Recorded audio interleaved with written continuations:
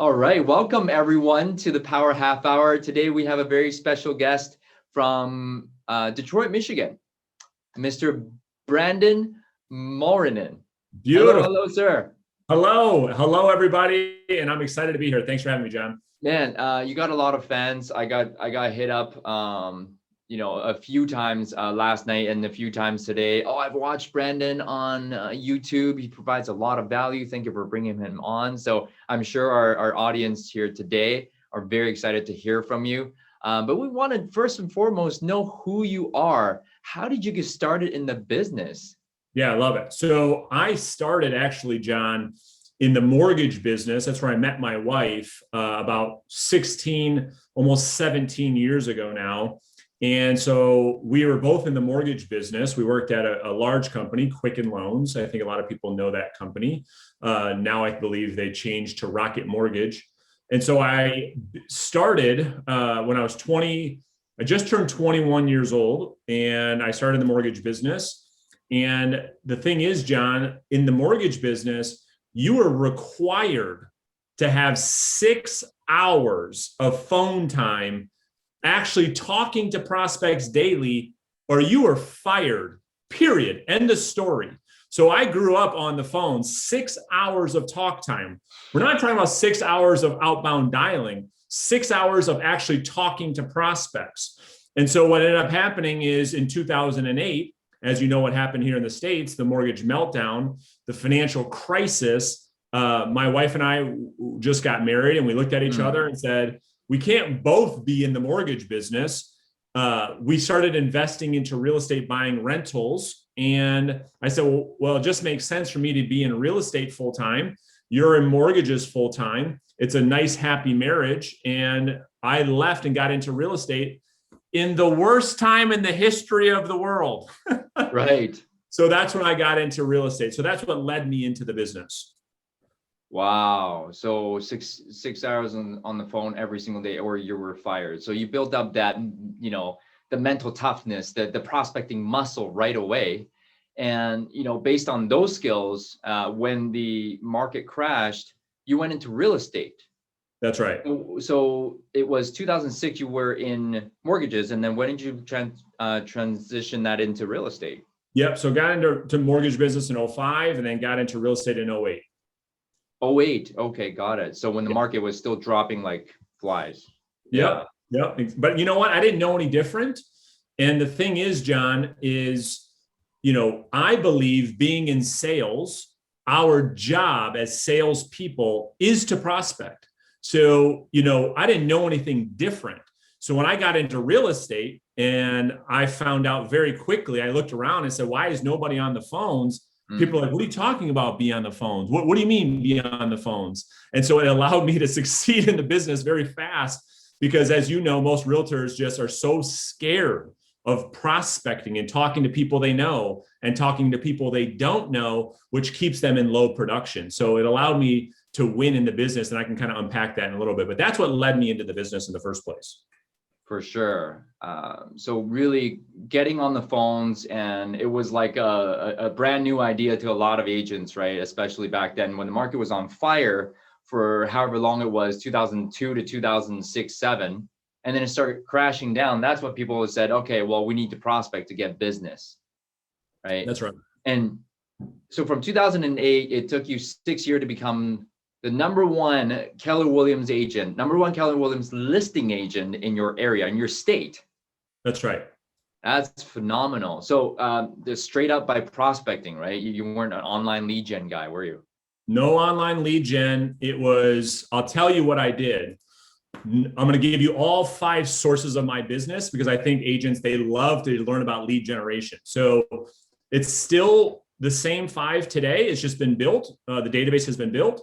And it's what I coach and train agents to do exactly the same. Number 1 is your sphere of influence. Okay. And I teach a whole strategy I call my top 100, but there's 100 people I focused on. And so that was my pillar number 1.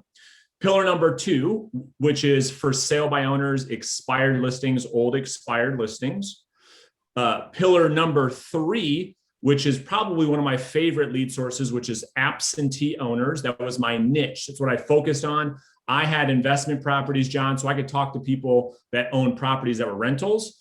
And then my number 4 on that source is having a specific neighborhood that I would go and circle prospect and really focus on calling around hot listings. And then number 5, which is my favorite lead pillar, which is referral partners. So from divorce attorneys, probate attorneys, estate attorneys, CPAs, financial planners, and then sales managers at assisted living facilities.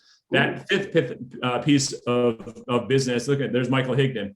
That's my favorite. That's my favorite pillar for sure. Michael, thank you for being on time. I really appreciate you being here and showing up. Is he one of your coaching clients? No, he's a good buddy of mine. Oh, nice, nice. Well, those are the 5 guys, and today that's how you started. So I think, those are tough to get, I think, with the referral partners. I mean, with the pandemic and everything, how are you supposed to network? Yeah. How do you find them? Yeah. So a couple of ways. They're all over the internet, right? If you did a Google search of divorce attorneys, every city in the world is going to have 400 divorce attorneys in that city. And so just like anything else, you can call them. You can send a direct message on Facebook, Instagram, LinkedIn. You can send them an email. You can stop by their office. You can ask. I bet you everybody on this webinar today, John, knows somebody or has been through a divorce. Ask them who they used and then have an introduction and ask them, hey, who did you use for your divorce? Oh, I used attorney Bob Smith. Can you make an introduction? Because here's, John, what we know. 80% of all divorces end up in at least one transaction, and most of them have 3 transactions. Ask me why. Why? Well, because the divorcing couple, certainly we've got to sell the house, and then each divorcing couple has to buy a new home. So imagine a world, your agents here on this webinar, they have 5, 10, 20 divorce attorneys. They have referrals coming in for the rest of their career. If they do that right, you don't really need that much more business outside of just divorce attorneys. Oh my goodness, that's a ton of business, and it's consistent business because people are always getting married and getting divorced. You nailed it. It really is. It's canvassing. It's cold calling. It's showing up at their office. That's hard stuff. I mean, you've probably gone through a lot of rejection, and a lot of us are newer on this call. What would you say to them to overcome the fear of rejection? Your income is a direct correlation to the amount of rejection you get daily. So I'll say that again. Your income is a direct, not an indirect, a direct correlation to how much rejection you get daily. And that comes, John, with accepting the fact that we are in a direct outbound sales business, a direct outbound, meaning stuff's not coming into you. I don't know about you guys, but if you sit around and watch Netflix, people aren't calling you to list and sell their houses.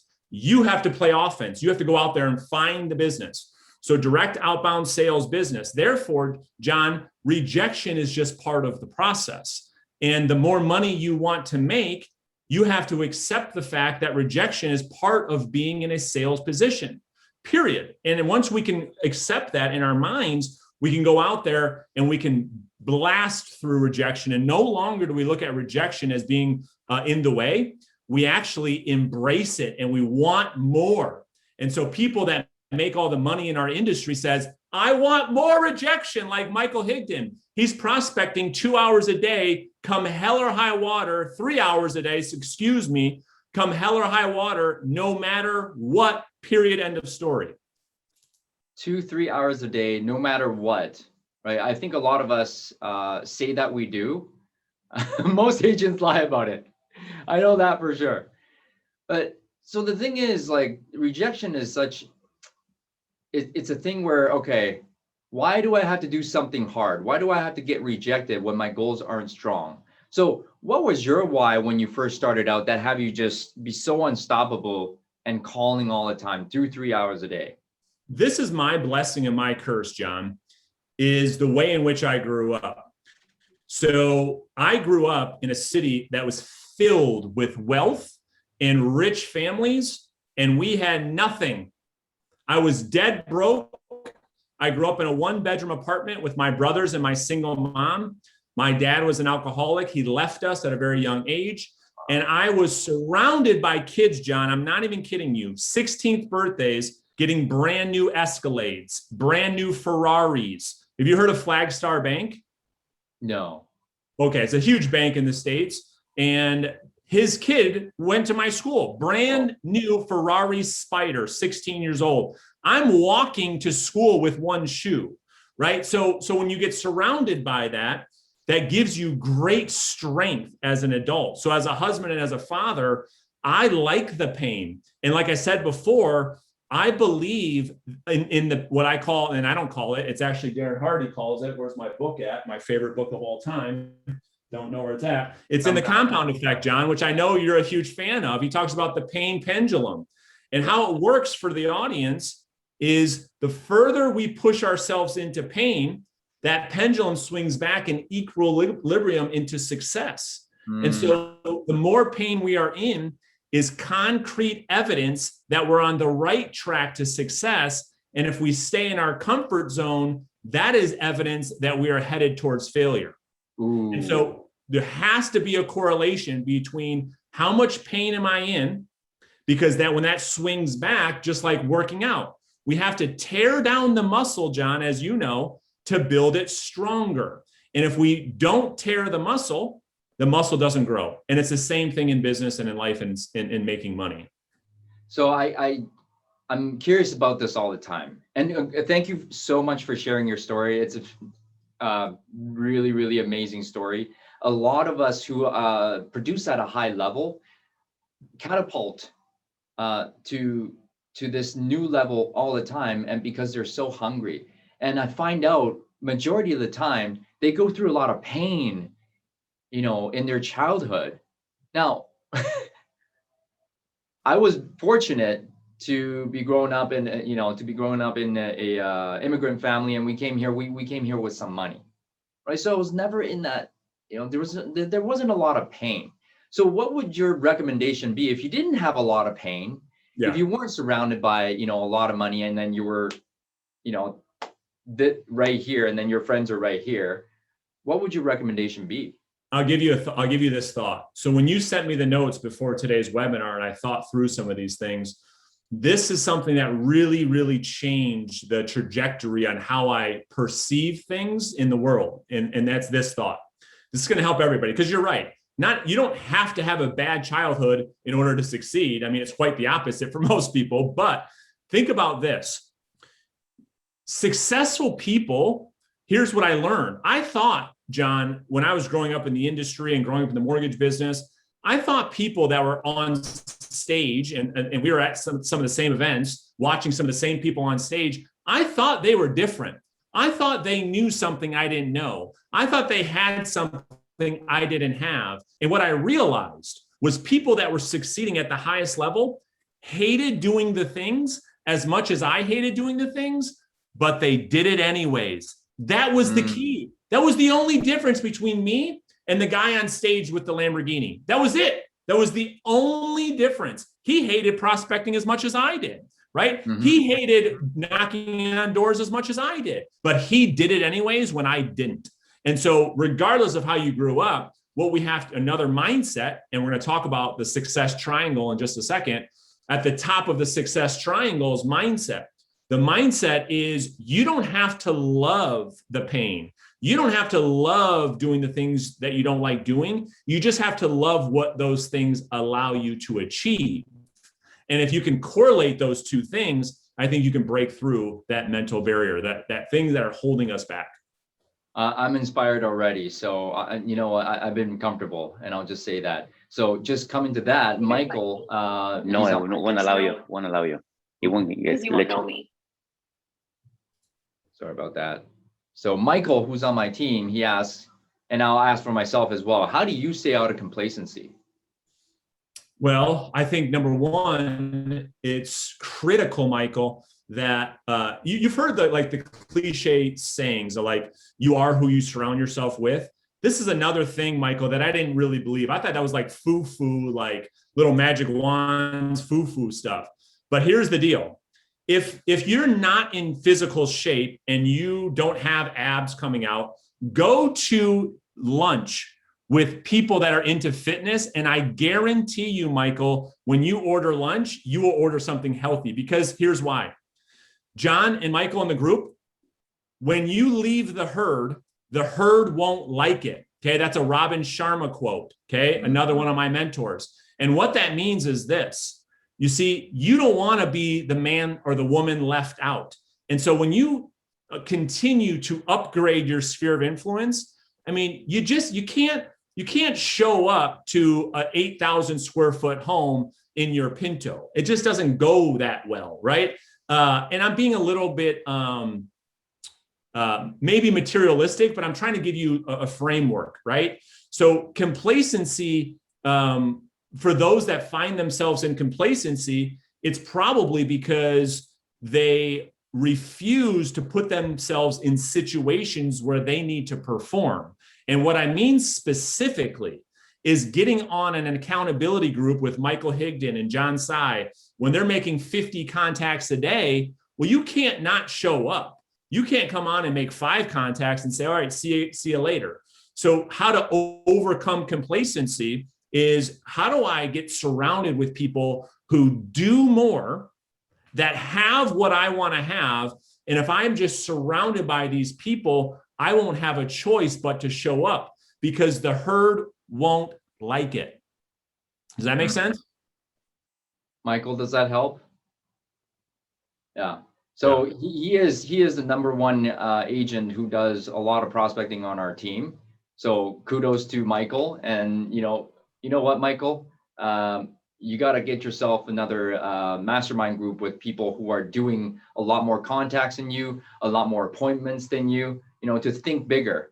And I do want to acknowledge him. He got out of complacency today because he's booking a trip to Morocco, and that's going to cost him $10,000 to get out of complacency.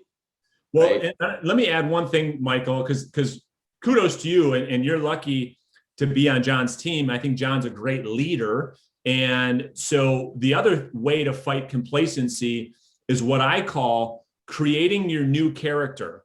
And this is a be to have mindset versus a have to be, like we've all grown up in that situation. I see Higdon shaking his head. What that means, Michael, is this. We have to design the character like you were playing a video game. And I know you played a lot of video games, John told me, okay? You're supposed to laugh. There you go. Good job. So you create the character.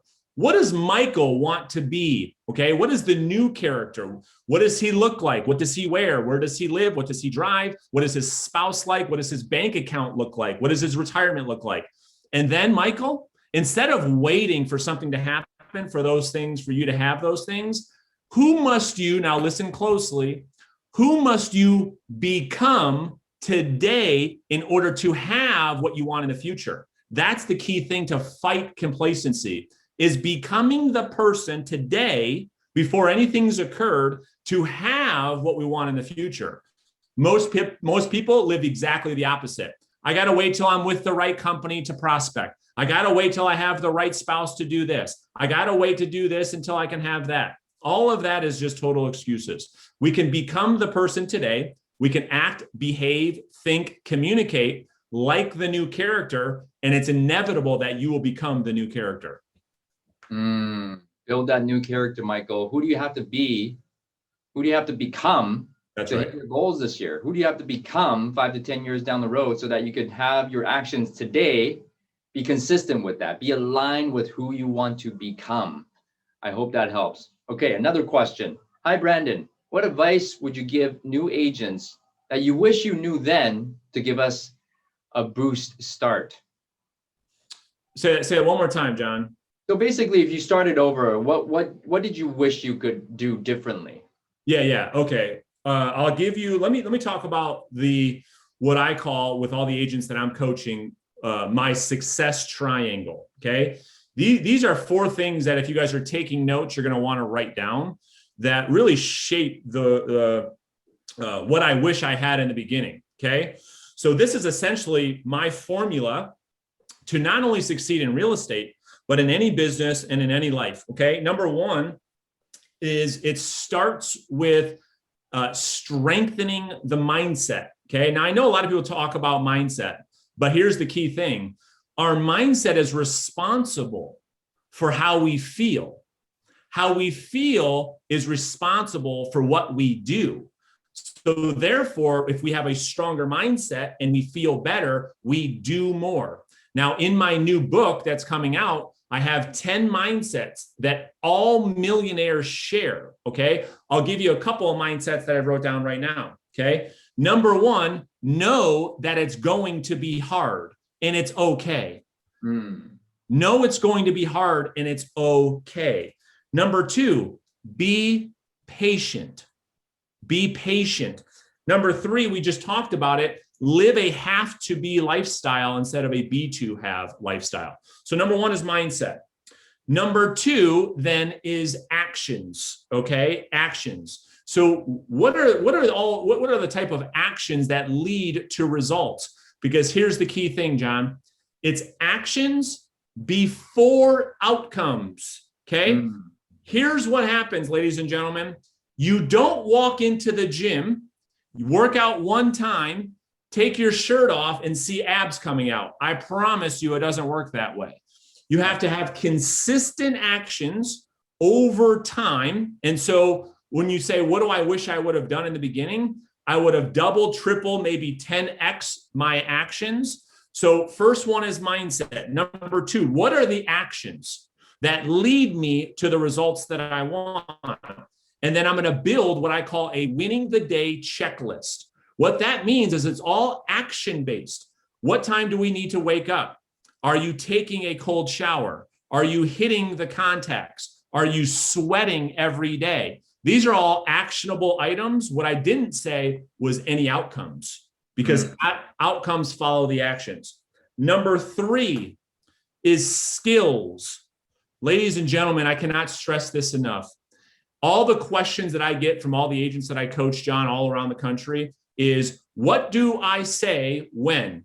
What do I do when? This is all coming down to mastering the art and science of selling. And John, hopefully we can talk about reverse selling a little bit in just a minute.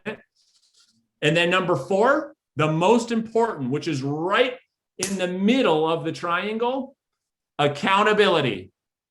Accountability around those three things. So the higher level of accountability, the higher levels of income you will have.